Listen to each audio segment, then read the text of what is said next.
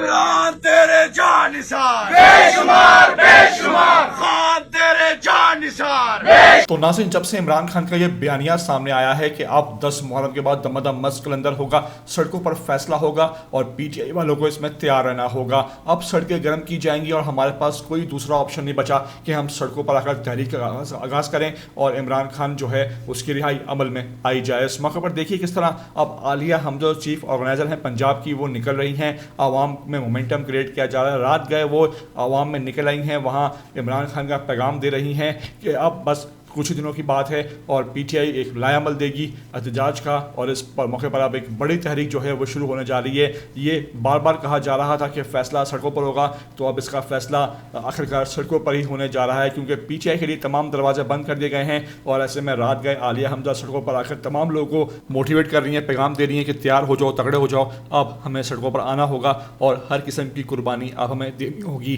آپ کو یہ تمام تر مناظر اس ویڈیو میں آ کر دکھانے جا رہا ہوں، کس طرح عالیہ حمزہ نکلی ہیں، کس طرح عوام میں جوش و خروش ہے، کس طرح ان کا استقبال ہوا ہے. آپ سے ریکویسٹ ہے کہ پہلی بار اگر آئے ہو چینل پر تو لازمی اس کو آپ سبسکرائب کرو، لائک کرو، شیئر کرو اور کمنٹ کر کے مجھے اپنی قیمتی رائے سے لازمی آگاہ بھی کیا کرو.